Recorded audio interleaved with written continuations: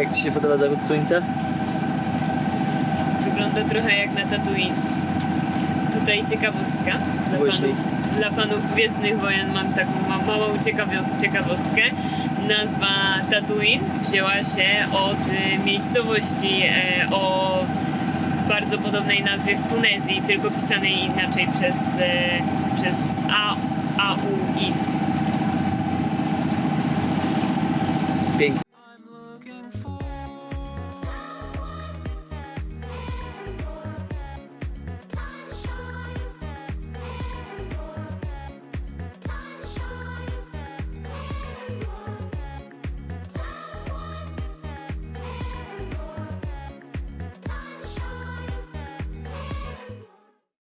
Z Balearów płyniemy prosto na Sardynię. Jest to dość długi przelot. Właściwie licząc od Majorki, bo stamtąd wypłynęliśmy z krótkim postojem na Minorce, to jest to ponad 300 mil.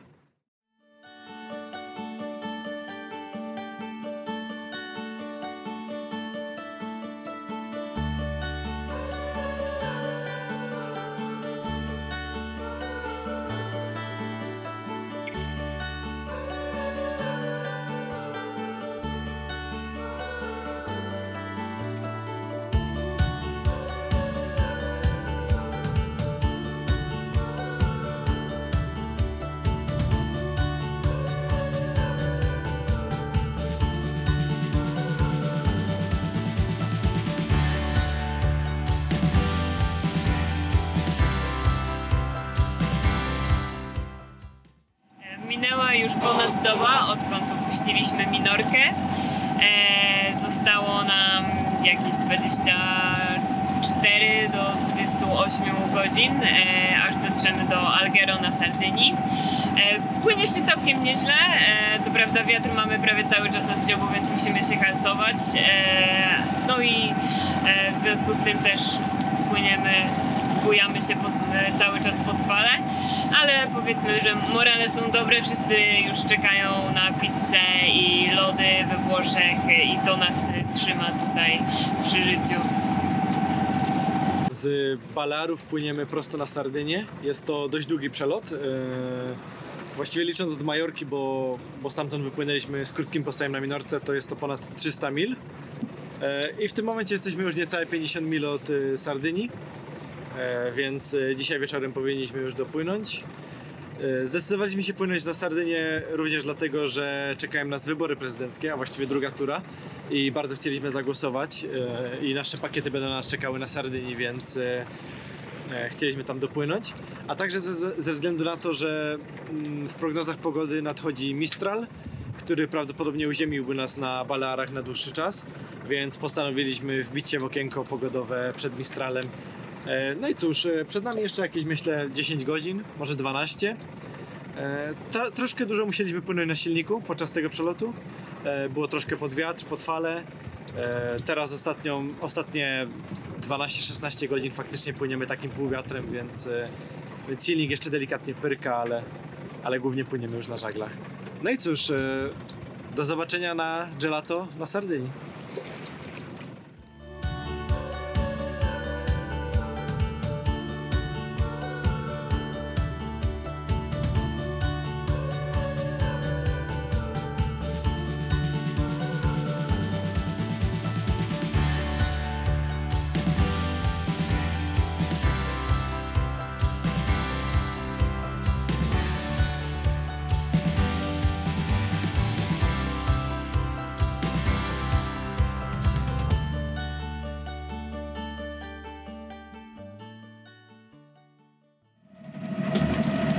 Pamiętam takie czasy, gdzie na przelotach piło się ciepłą herbatę, a nie zimny sok pomarańczowy.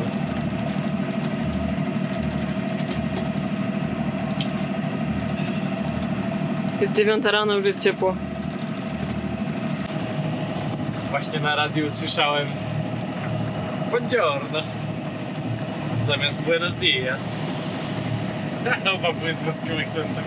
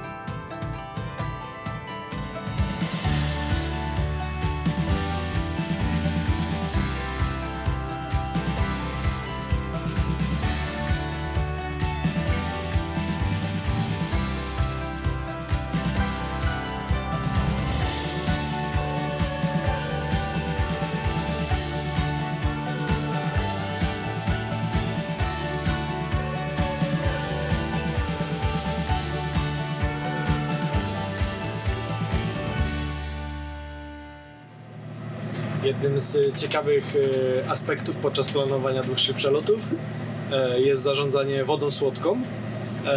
My na Moonshine mamy 2 zbiorniki po 150 litrów, czyli łącznie 300 litrów wody słodkiej. Plus zawsze zabieramy trochę wody butelkowej do picia. No i cóż, to jest wystarczająco na 3-4, nawet myślę tydzień przelotu. Zakładając, że rozsądnie nią gospodarujemy, czyli na przykład bardzo oszczędnie trzeba ją odkręcać, kiedy myjemy naczynia. Prysznic to nie jest codzienność, chociaż na przykład w trakcie tego przelotu wzięliśmy sobie wszyscy prysznic i było to bardzo przyjemne, bo było strasznie gorąco i taki chłodny prysznic na pewno pomógł. No ale generalnie wodę trzeba oszczędzać i w trakcie dłuższych przelotów, jak na przykład ludzie pływają przez ocean, czy mają na przykład 2-tygodniowe przeloty, cóż, no trzeba korzystać z innych rozwiązań. Na przykład są takie generatory, odsalarki może wody słonej, które generują właśnie tą wodę pitną. A my takiego systemu nie mamy, ale też no nie ukrywam, nie potrzebujemy go jakoś bardzo, bo tych długich przelotów w naszym przypadku nie jest aż tak dużo. Tutaj mamy panel, który pokazuje, ile mamy jeszcze wody słodkiej w zbiornikach, więc w zbiorniku dziobowym, jak widać, mamy już mniej niż ćwiartkę, a w zbiorniku rufowym no praktycznie jeszcze całość, czyli no możemy szacować, że ponad 150 litrów wody jeszcze mamy.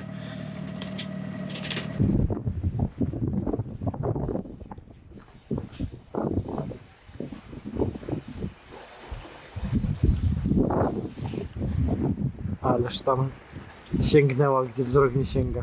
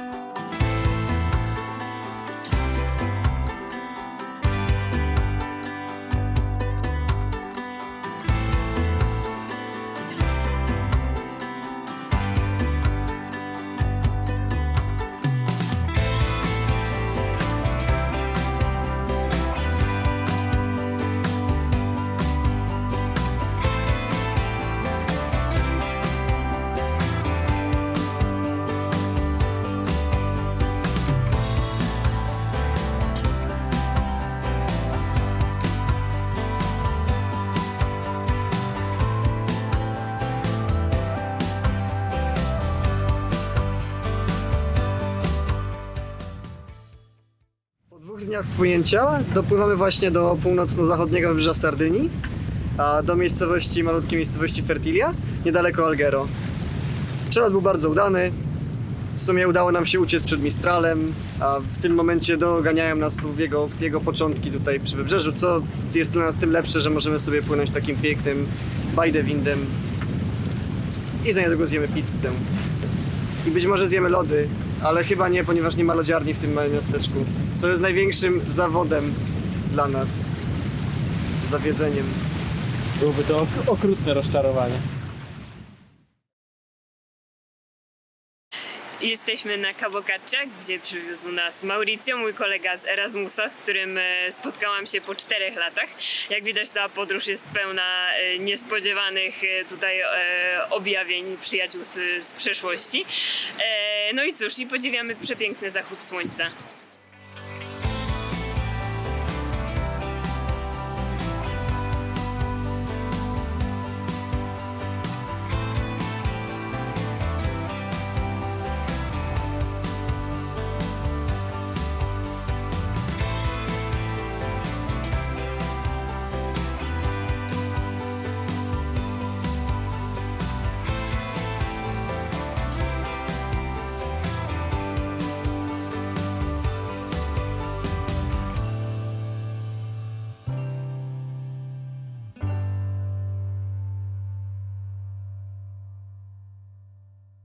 Wyprawę naszą srebrną strzałą. Yeah, yeah, With our driver Mauricio, yeah. who doesn't want to greet you. No. Idziemy do Alghero, zobaczyć Stare Miasto. No i mamy też oczywiście standardowo kilka spraw do załatwienia. Małe sprawunki na mieście.